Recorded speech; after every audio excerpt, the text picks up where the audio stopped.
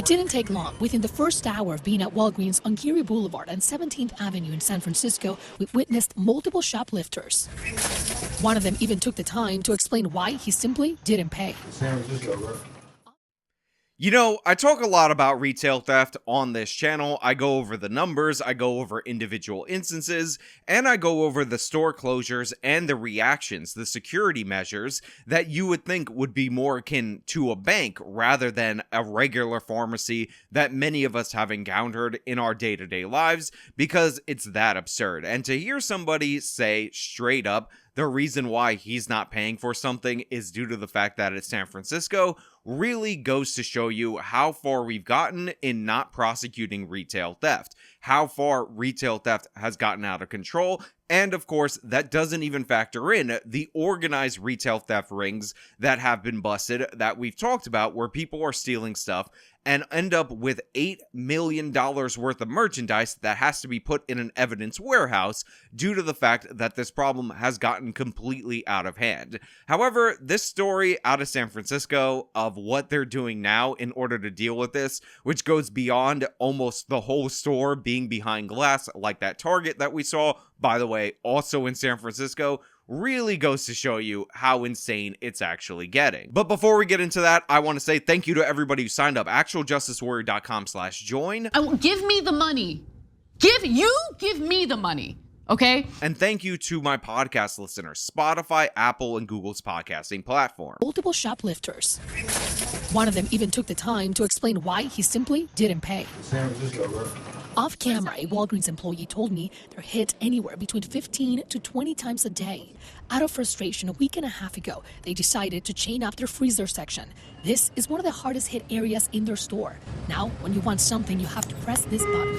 A message goes off on the overhead speaker, and an employee comes to unlock the freezer. Think about how ridiculous that is. For the longest time in the United States of America, when we've had ebbs and flows of crime going up, although it's mostly been going down in the past couple of decades, we didn't see stores chaining up their merchandise with big ass locks like we see right here in this video. However, in San Francisco, one of the wealthiest cities, the home of Silicon Valley, where you would think things wouldn't be like this is what they have to resort to. It's beyond putting half the store or almost all the store behind glass. Now there has to be a chain there. They install a button there, so people have to come over and open it when you want to get a drink, when you want to get an ice cream, when you want to get whatever. This is how out of hand things have gotten in the city of San Francisco. And by the way, this can mostly be attributed to the state of California going soft on retail thieves, reclassifying these crimes and not going after serial offenders who consistently repeat offend. Now we're in this level of trying to operate a business in the city of San Francisco. According to the employee we spoke to, company policy says they can't challenge shoplifters, but this customer has. Sometimes I've stopped people myself, and it just frustrates me so much to see the neighborhood fall apart and to have to ask somebody to, unlock things. So here you have a resident of San Francisco, and I hope he's voting differently than is typical in the city of San Francisco, who's just sick of it. He ends up confronting shoplifters, and he doesn't want to go to a store where everything is chained up. And that's the thing. If you're one of these retail giants like Walgreens, like Target, you're essentially competing against your experience being so horrible that people want to just order things from Amazon. Now, luckily, I guess if you're Walgreens or Target, San Francisco also happens to be one of the largest places in the country in terms of package theft incidents. So that also is a thing that essentially doesn't 100% throw this over to Amazon. But as you can see throughout this segment, every single section has stuff locked up behind the glass, and the response to that being locked up behind the glass, which is actually plastic, whatever, locked up behind the plastic, is another thing that we've been noticing on other various videos. Almost every aisle has products locked behind plastic cases. We asked what the brown marks were. Turns out shoplifters have tried to burn the cases. So yeah, they put up the plastic, they block off all the things, and if you don't know, these are very data-driven stores, so whatever's behind the plastic is currently what's being stolen the most, and people take blow torches, they try to set these things on fire in order to get the merchandise from beyond it. Now there's a viral video documenting this phenomena. I actually believe it's out of New York City, but here's an idea of what's going on. Somebody shows up with a blowtorch in order to get the merchandise.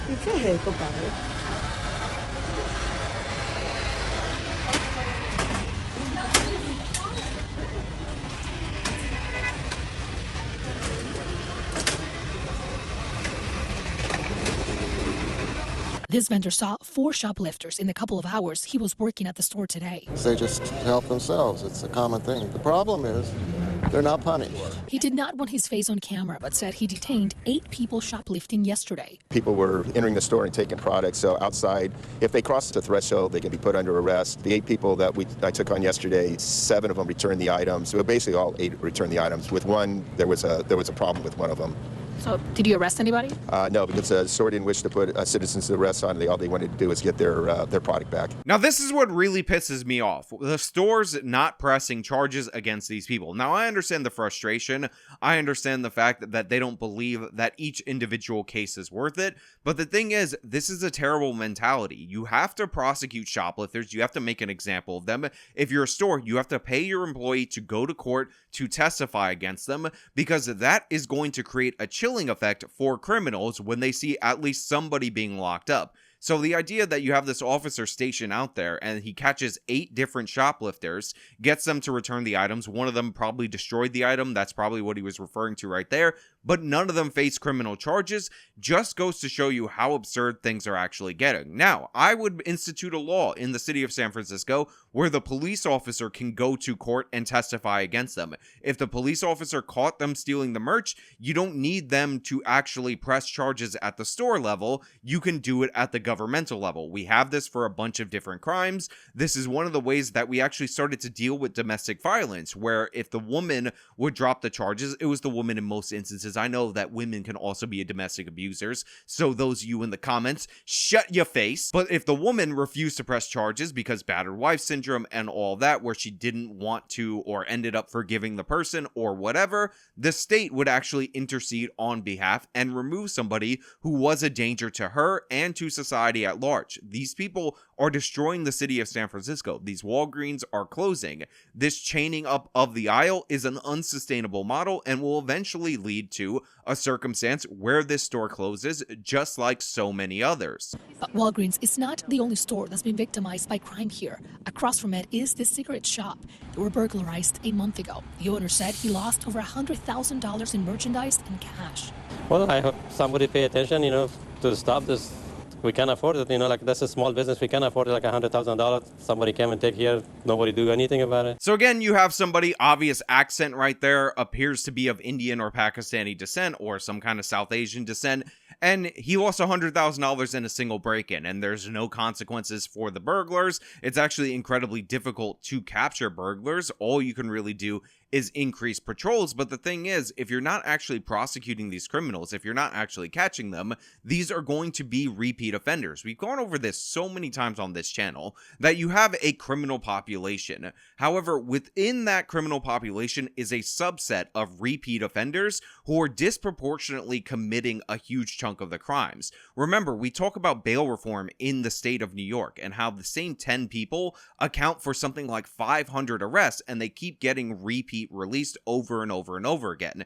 In terms of retail theft, the same 327 people account for a third of all shoplifting arrests. But when you don't have a criminal justice system that emphasizes incapacitation of even the most ardent repeat offenders, this is what's going to go on. When you incentivize people to steal and remove all consequences, some people who used to be afraid of consequences, and that's why they followed the law, are going to commit crimes. And even though it might seem on the margins because the criminal population is relatively small, the thing is that all adds up over time. And when all these news reports come out over and over and over again, and they show, hey, you can get away with stealing over and over and over again, guess what? More and more people are going to be tempted to do so. On top of that, we have huge drug problems in San Francisco. The open air drug markets, the homeless people that are being propped up by the homeless industrial complex, all of those people end up stealing to get their particular fix because there's no issue with it. On top of that, as I said in the beginning, and I referenced that $8 million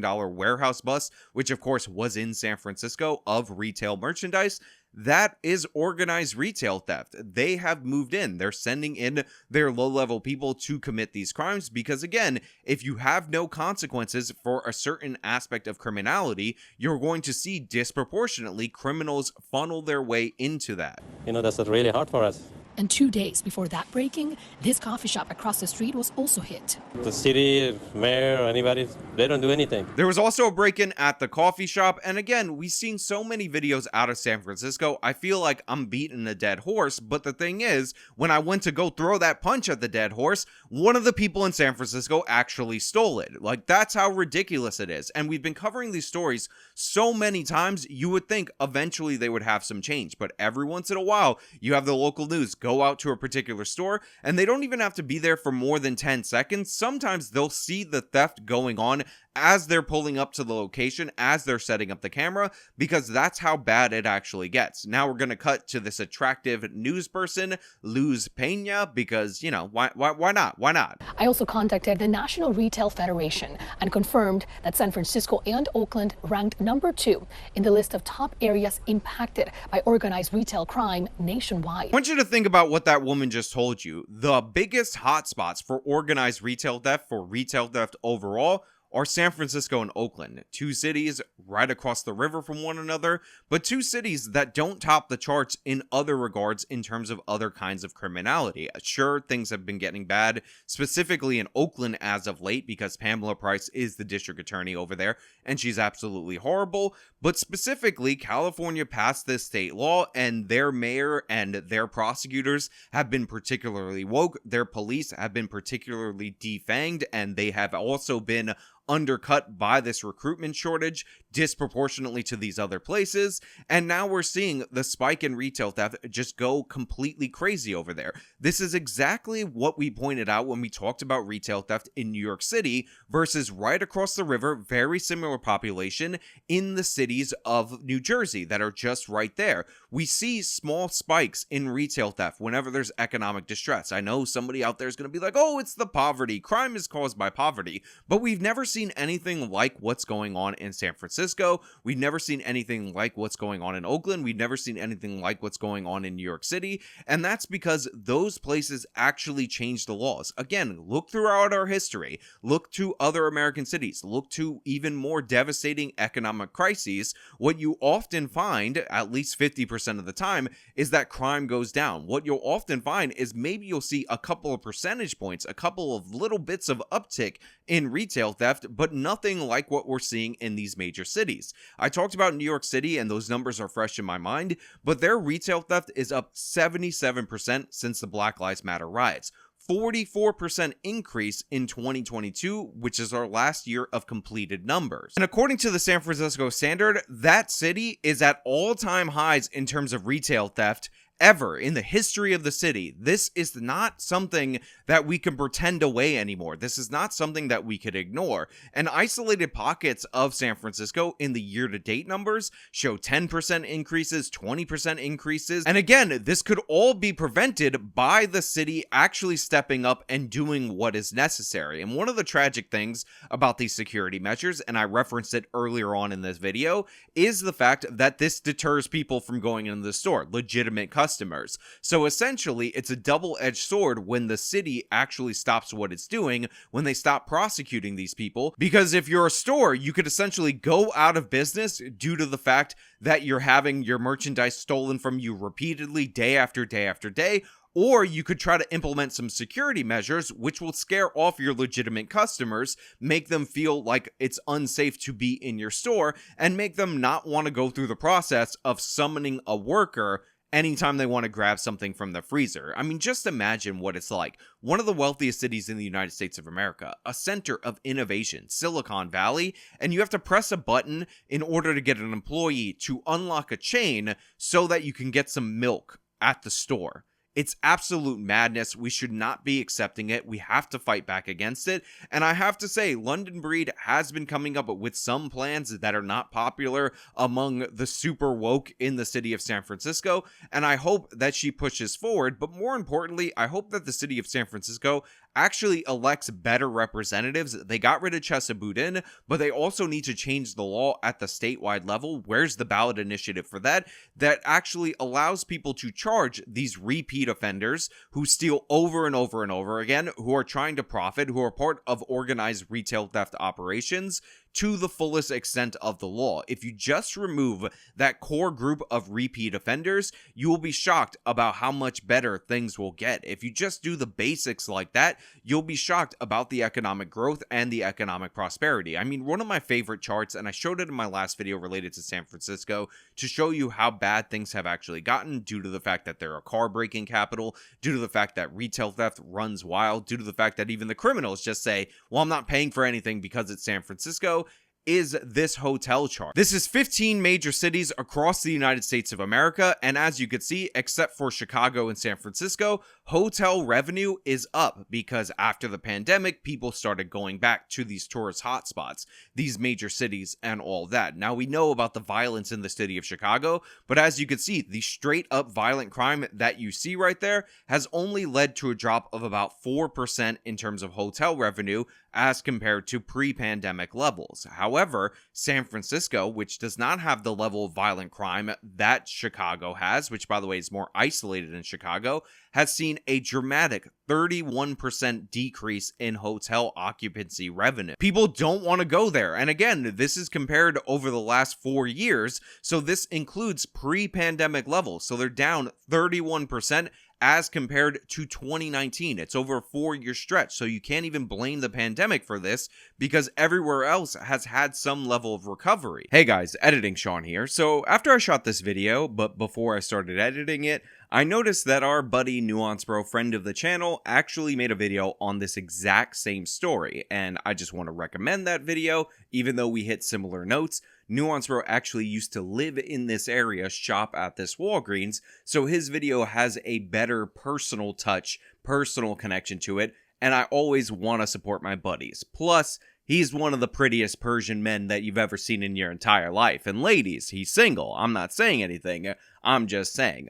Also, I did discover this other video from the city of Chicago about how their Walgreens are operating, and I gotta show you a clip of it so that way my video has a little bit of differences. Inside this Walgreens on State and Roosevelt, right in the South Loop, the inside of the store looks like something straight out of the Jetsons. You need a card to make a payment, and if you don't see what you want here, behind this order pickup counter is a locked door full of merchandise that only an employee can get for you, but you must order and pay for it first. Back in May, Walgreens told local residents, quote, this redesigned store will have the latest in e-commerce offerings to increase customer service, mitigate theft, and increase safety for customers and employees. So what's so amazing about this is that this is actually how Americans used to shop at all stores. You would say what items you want, and an employee would go through the aisles and get it for you. And this was the old way before stores started teaming up in order to combat retail theft that made it safe enough to allow customers to walk the aisles. That's what we're returning to. We're going back 100+ years in terms of how we do with retail, and they're starting it in Chicago in response to this insane theft.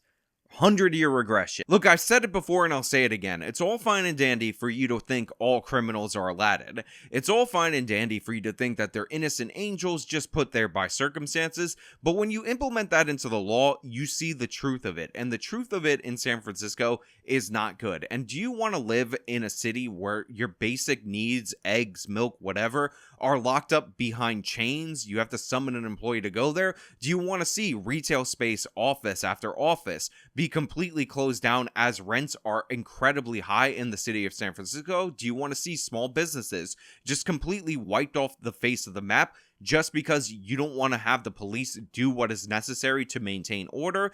San Franciscans have to want better for themselves. They have to advocate for changes in policy. They have to be like this guy who talked about how he confronted a bunch of different shoplifters because he's sick of the decay of his city. They have to be like the San Francisco Batman. Gotta keep it real, even though I don't support that guy because I think he's going to end up getting seriously hurt. I support the spirit, which is, of course, when the system falls apart, you try to maintain order in some way, shape, or form. But the thing is, I can only talk about it so many times. I can only highlight these instances so much. The people of San Francisco need to do something about it. They need to step up. They need to demand change. And the state of California as well needs to do something too. That law where anything under $950 is automatically, no matter what, going to be a misdemeanor, which by the way is not too dissimilar from other laws in this country, but it also incentivizes never charging repeat offenders. It has to go. It has to be changed. It has to be altered to address the circumstances on the ground. But hey, Those are just my thoughts. Let me know your thoughts down in the comments below. If you like this video, show them by leaving a like. Subscribe for more content. Follow me on all my social media. Support me via the support links in the description of this video. This has been me talking about retail theft in San Francisco yet again. Till next time.